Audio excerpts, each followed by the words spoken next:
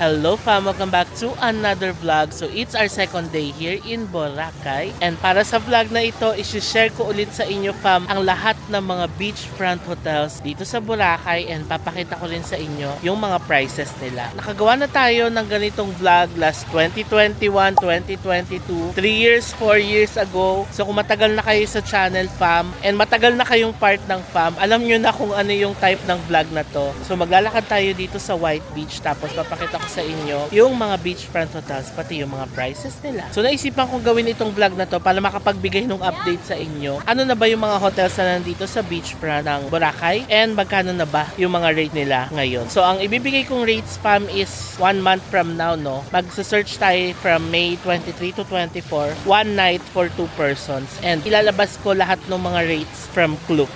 So yeah, simulan natin fam. So dito na tayo magsisimula sa Station 1 sa Astoria kasi dito tayo nakastay, tapos maglalakad tayo papunta doon. Grabe, na-miss ko to, yung ganitong vlog na maglalakad tayo along the White Beach ng Boracay. So tara, simulan natin. Alright, let's start with Astoria, Boracay, kung saan tayo nagsistay ngayon. Located ito sa Station 1, so deluxe room niya, breakfast included na is 6509.9. O diba? Ganun lang. Next na tayo. Actually, may dala akong cup tsaka payong. Ayan, yung payong natin na nabili natin sa Japan. Very handy. Halika, hanap pa tayo ng hotel dito. O, ayan, mag-hi kayo sa vlog. Nakita tayo fam dito. Fam natin. Nakita natin sila dito. Alright, ito na ang next fam. Kasunod lang siya ng Icebergs, White Sand. Ayan. Ito ang Casa Fiesta Resort. So, double room with balcony and sea view siya. And 3,687 yung rate niya. Ito, this one, sold out na siya kay Klook. So, tumingin tayo from other sites. Katabi niya yung Havianas fam. So kung kailangan yung bumili ng mga flip-flops habang nandito sa Boracay, ayan lang siya. Hair braid din meron. Alright, next na tayo fam. Ito ang Banff Beach Resort. Ang standard double room nila is 3,217. Ayan, no breakfast siya. Ayan siya, papasok dyan. Nandito rin ang Merlis Barbecue kung gusto niyo ng Chori Burger. Tapos Siomai King, pero sarado pa yata sila kasi maaga pa. Okay fam, next na tayo ang Muse Hotel Boracay. So standard double room nila, breakfast included is 4,632. Ayan.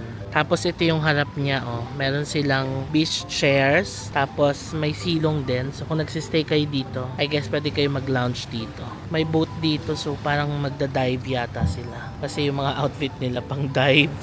Ayan fam, napakaganda talaga ng Boracay pag ganitong oras. Konti lang ang naglalakad, I know, kasi kainitan ganitong oras. Yung iba nagla-lunch, after nun magsisiesta. Pero ako type ko talaga maglakad ng ganitong oras dito. Kasi lumalabas talaga yung ganda ng Boracay. Kapayong na ako. Kailangan natin ng protection sa init. Naalala ko yung mga vlogs na ginawa natin before. Yung camera pa natin nun is yung G7X na hindi ganun ka-stabilize. So ngayon, stable na yung mga makukuha nating videos. Ito, Aplaya, tapos Royal Indian Curry House.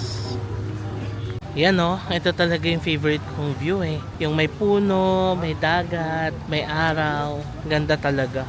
Next na tayo fam. Nandito na tayo sa Boracay Coco Huts. Ang landmark is yung Army Navy. Kasunod lang siya ng Royal Indian. Yun nga lang, hindi yata sila nagsaserve ng breakfast, no? So yung room nila, standard room, no breakfast, is 3,488.4. Ayan siya. Okay fam, ito na ang Zuzuni Boutique Hotel. Nakapag-stay na rin tayo nito before. And alam ko meron na rin akong nagawang hotel and room tour nitong hotel na ito. So yung room is standard B, no window, no sea view. Pero may breakfast siyang included, 3,487.2. Pero maganda kung yung makukuha yung room is yung may sea view. Para dito kayo sa harap, tapos makikita nyo yung ganda ng dagat and ng beach. Also, i-add ko lang pala dito sa Zuzuni fam, may mga convenience stores na magkatabi. G-Stop Convenience Store and Kezia Store, Boracay. So, kung naghahanap kayo ng mga sari-saring items na mabibili, pwede dito. Alam nyo, mahangin-hangin ngayon. So, kahit na naglalakad ako, hindi ako masyadong pinagpapawisan. Kahapon, sobrang humid talaga, grabe. Pero ngayon, kahit na maaraw, hindi humid, may hangin. Kaya masarap maglakad. Ang view natin, ang ganda. Alright, next na tayo fam, ang La Fiesta Resort. Ang ganda rin ng location nila ha. Katabi lang din siya ng Zuzuni Boutique Hotel and yun nga lang wala silang breakfast na sinaserve. It's 3,020.9 per night. Good for 2 packs na yan. Tapos maganda rin yung harap niya kasi tignan nyo walang katao-tao. Tapos may enjoy nyo yung beach. Ito, La Fiesta pa rin tong kabila. Tapos may convenience store din. And Island Souvenirs. Katabi niya na yung Pamana and Hawaiian Barbecue. Kinain na natin kahapon pagdating natin. Ito na ang Jerry's Grill and Starbucks. Parang masarap mag Jonas Fruit Shake ngayon na. Bili siguro tayo doon pagdating natin doon. Ang ganda na rin pala nung harap ng Henan Crystal. May mga lounging chairs na rin sila dito sa labas. So kung nakastay kayo dito, maganda na mag-lounge dito sa labas. So ito na ang next stop natin ng Henan Crystal Sands Resort. So deluxe room nila, breakfast included is 8,704.9 for 2 packs. Tapos alam ko pwede yun mag-additional person. Magbabayad lang kayo, may kasama ng breakfast yun. Ito yung harap niya. Taas na ng dagat, ang lapit na dito. Kaya I guess, kailangan ulit natin mag-umbrella. Kasi dito sa part na to, malawak yung araw niya. Alright, next na tayo fam, the District Boracay. Merong Hakata Boracay dito. So, kainan ng ramen. And ang ganda rin ng harap nila. Tulad nung sa Henan Crystal, pwede rin mag-lounge dito sa harap. Oh, chill, diba? Ang ganda. So, ito siya fam. So, ang deluxe king room nila, breakfast included is 7,635.1. Okay, fan muna ako saglit kasi ang init. Ito palang fan na to fam is Bujudok. Ayan. Inalam ko ng kilasis kasi ito yung unang nakita ko dun sa table. So kung gusto nyo rin ito, ilalagay ko yung link sa baba. Shake break muna tayo. Jonas Fruit Shake. Banana Choco Peanut. Ang sarap.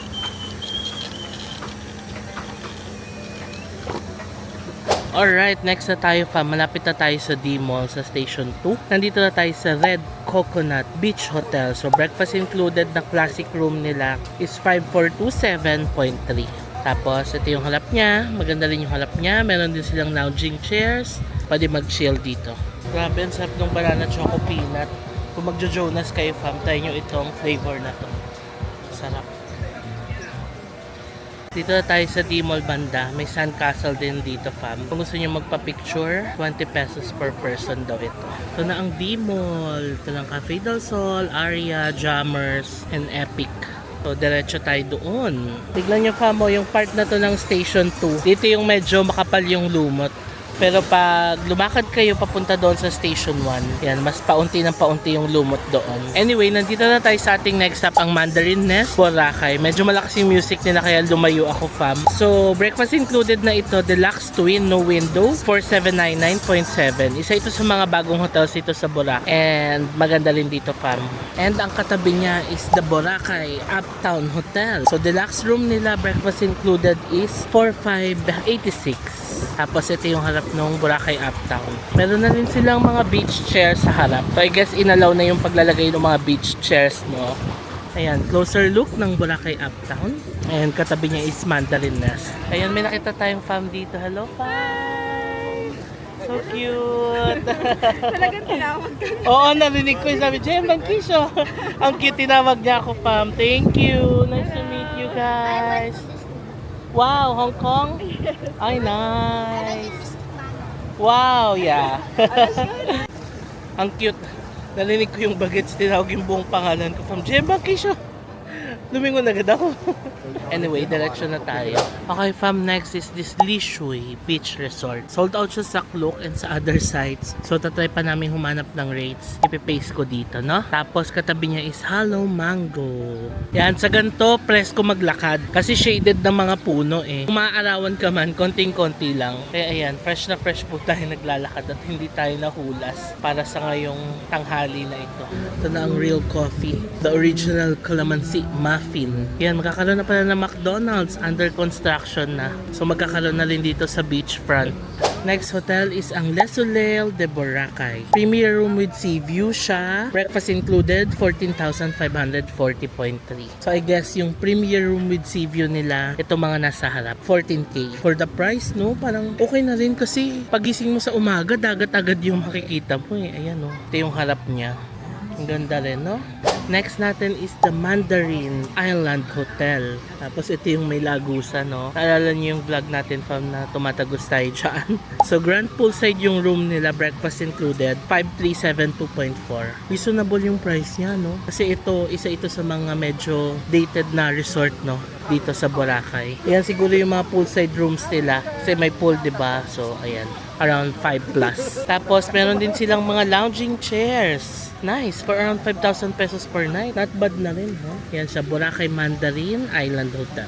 Okay, next is ang Henan Garden Resort. Ito yung entrance niya sa may KFC. Nakapaggawa na rin na tayo ng dedicated vlog, no, ng hotel and room tour nitong Henan Garden Resort. Tapos, meron din silang mga lounging chairs sa harap. So, ang deluxe room nila kasama breakfast is 4,245.9.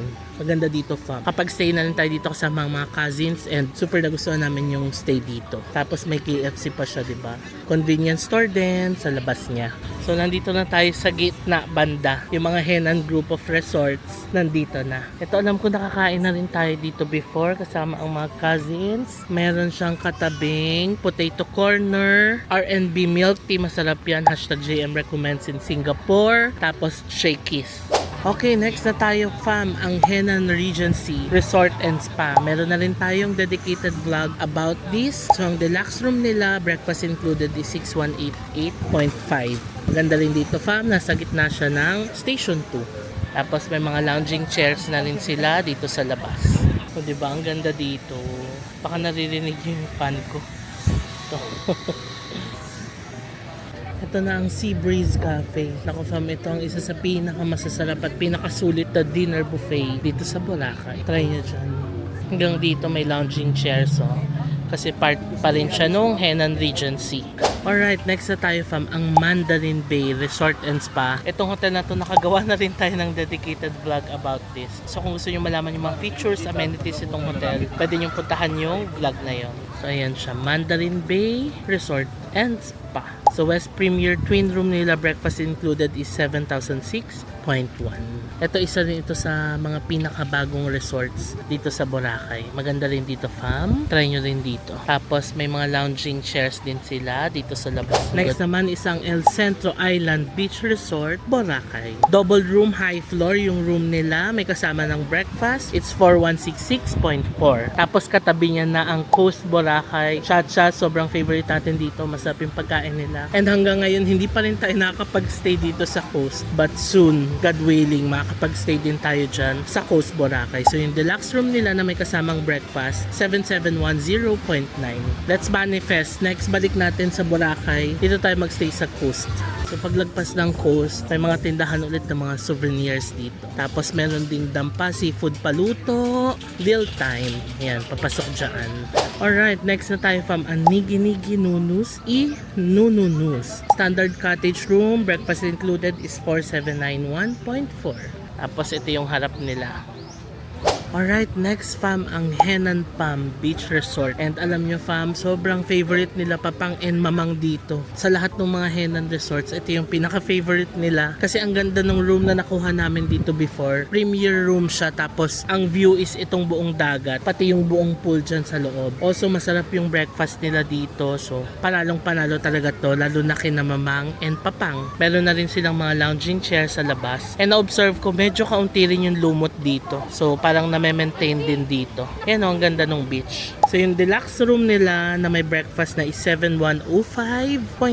Meron na rin tayong dedicated vlog ng Henan Palm Fam. Balikan nyo lang yon or ilalagay natin yung link sa baba. So lahat ng mga may dedicated vlogs tayo, ilalagay siguro namin yung link sa baba para may reference kayo kung gusto nyong makita. Next na tayo, fam, ang La Carmela de Boracay. Ito meron na rin tayong dedicated vlog about this hotel, and breakfast included niya na standard room is 2,519.9. Ito medyo affordable to, no? So kung naghanap kayo ng mga affordable hotels dito sa Boracay, pwede nyo i-consider tong La Carmela de Boracay dito sa Station 3. And ito yung harap niya, maganda din.